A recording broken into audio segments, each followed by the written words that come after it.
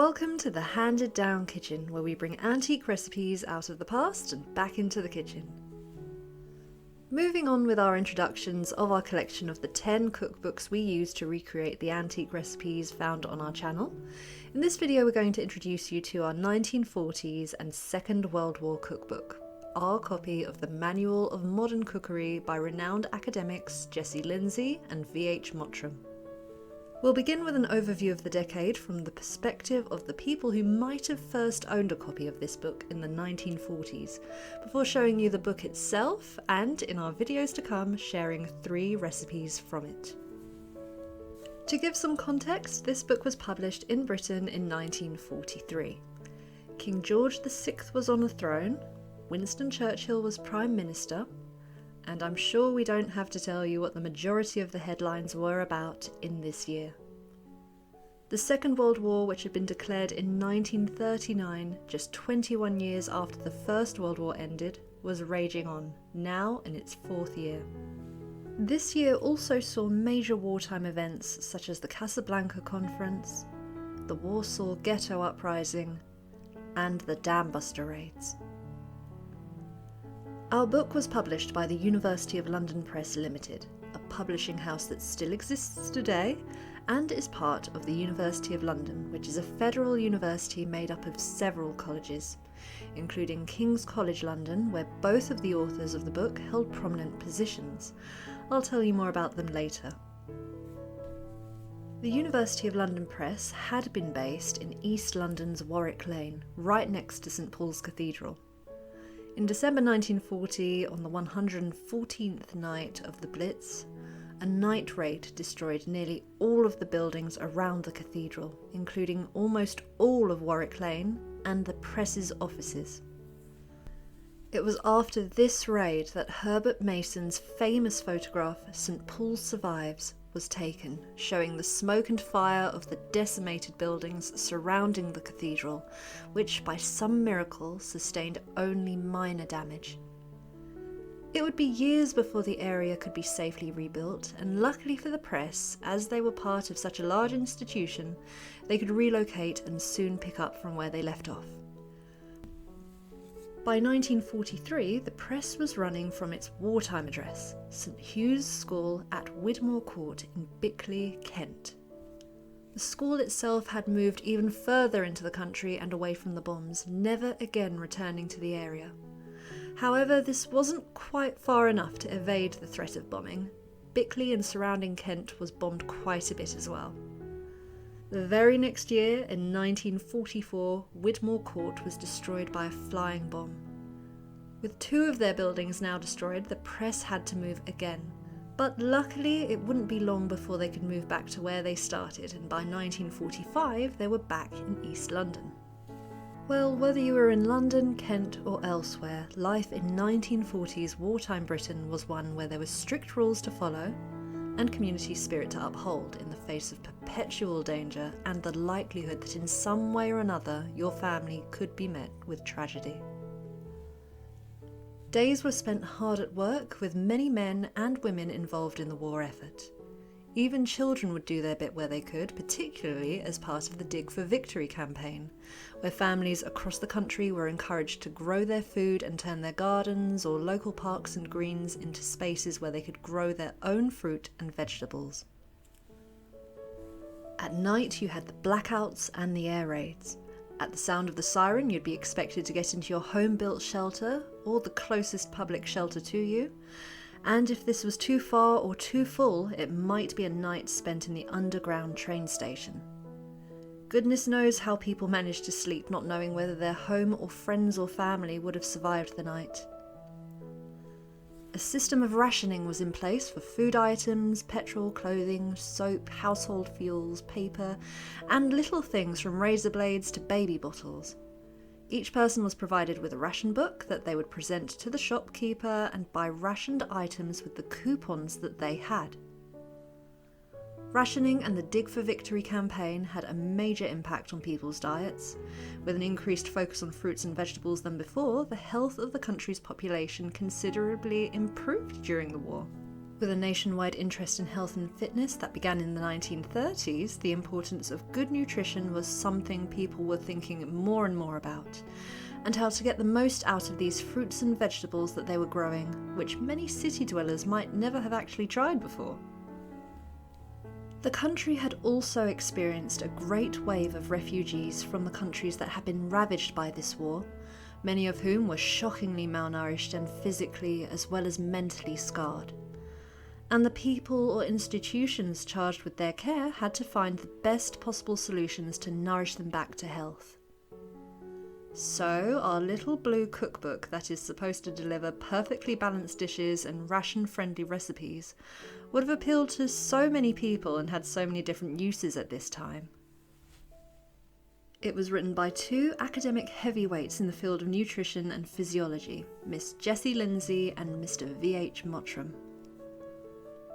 In the 1940s, Jessie Lindsay was the head of King's College's Household Arts Department, and her expertise was in great demand among external organisations. She was an examiner of sickroom cookery at St Thomas's and Bethnal Green Hospitals, a cookery examiner for both the Federation of Working Girls Clubs and the Girl Guides, and the examiner in cookery and diet tricks for the London, Liverpool, and Manchester domestic science training colleges. In fact, the London College was the National Training School for Cookery, which was spoken about quite a bit before, as this school was the one that produced our Edwardian cookbook that we use. Miss Lindsay was also appointed by the Ministry of Health as the only female member of the Advisory Committee on Nutrition, and as a member of the Institutional Diets Subcommittee. Here she extensively researched and wrote about diet balancing, menu construction, and was an advisor to numerous hospitals, clinics, and nursing homes.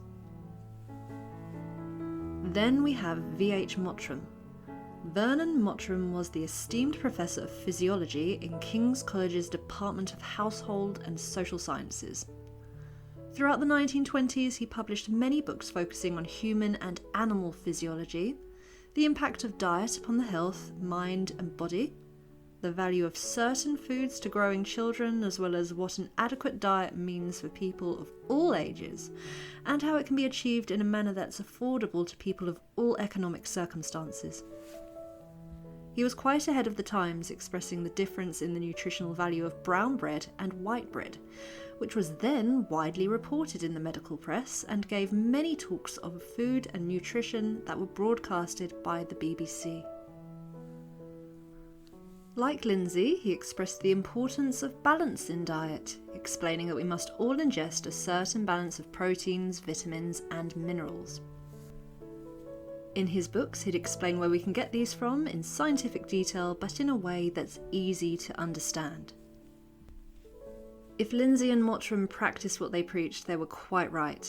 Jessie Lindsay lived to reach 100 years old, and Mottram wasn't far behind her, living well into his 90s. So that's the background of our book, with its life starting at the doomed St Hugh's School in Bickley to its use during the war, perhaps read in a bomb shelter by a family nervous to see their soldier relatives arrive home safely, or by the cooks charged with nourishing refugee children back to health. And now, nearly 80 years later, we're lucky enough to have it in the handed-down kitchen. So that's the history. Now let's show you our cookbook. This is our copy of the 7th edition of the Manual of Modern Cookery. Here's the cover page with Lindsay and Mottram's qualifications and positions at the top, the edition in the middle, this one's the 7th, and at the bottom the press's wartime address at St Hugh's School. Turning the page, we have a list of the previous editions, with the first printed in 1927, and at the bottom the printers, Hazel, Watson and Viney Limited, and the contents on the other page, which is several pages long. Despite the size of this book, there are an awful lot of recipes. You can fit lots in when the recipes are simple and the ingredients lists are short. The book's introduction dives straight into the technical stuff. It's split into 2 parts, starting with the principles of diet in relation to cookery. In this part, the authors explain things such as the reasons for cooking and food and the importance of their aesthetics, how food is preserved by cooking, ease of mastication and digestion of cooked food, the drawbacks of cooking food, for example, the loss of some nutritional value, the nature and functions of different sorts of food, including proteins, their individual values and architecture, so how they look under a microscope, then the same for the fats, and then the carbohydrates, then mineral salts, roughage, vitamins, a large section on them, and then we have a scientific description of the classes of food and what they supply, including meats, fish and dairy foods, cereals, vegetables, fruits and nuts. And the pages thereafter explain how a balanced diet and good digestion may be achieved. Then part 2 is the principles of cookery. In this part, the authors explain the science of cookery, which is again very technical. There are even these two interesting diagrams showing and labelling a cross-section through meat on the left and a raw potato on the right. The next pages are filled with a commentary on the different cookery methods available, from braising to deep fat frying, how to do them and get the most out of them for whatever foods you're using. Followed by a section specifically on cake making, where we have this very handy table that explains the difference between plain, rich and sponge cakes, including the oven settings you should use and a few general rules for making them. For example, the plainer the cake, the softer the mixture is, and the hotter the oven needs to be. Then is a section set out in a similar way for pastry making, with its own table later on. Here it is. Lindsay and Mottram are very thorough. We came away from reading this introduction having learned several things about cookery and the diet. And then we have the recipes, beginning with the lighter courses, soups and stocks, vegetarian dishes and hors d'oeuvres and savouries. Followed by the larger dishes, fish and then entrees of all sorts, from fillets of beef with chestnuts to ham mousse. There's quite an impressive variety across the book actually. You can see people were becoming more adventurous with the things that they ate. Then are the puddings, a large chapter on baked goods. Then there's meat, from things as simple as fried sausages to an impressive roast pheasant. Then we have sauces, sweet and savoury. How to make pastries. Confectionery and icings. Then dishes for invalids and general beverages. A chapter on odd dishes, for example how to clarify fat or dry mint.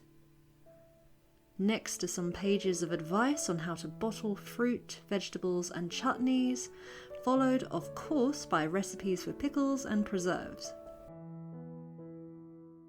Last of all is a chapter on vegetables and salads. So far, the recipes that we've already tested and filmed from this book are steamed orange pudding, trifle, marshmallows, and hot cross buns. In our next 3 videos, we'll be bringing 3 more recipes from this book back to life, including raspberry buns, Roman pie and fish envelope. In the meantime, you can check out the recipes we've already tried and tested from this cookbook on our channel.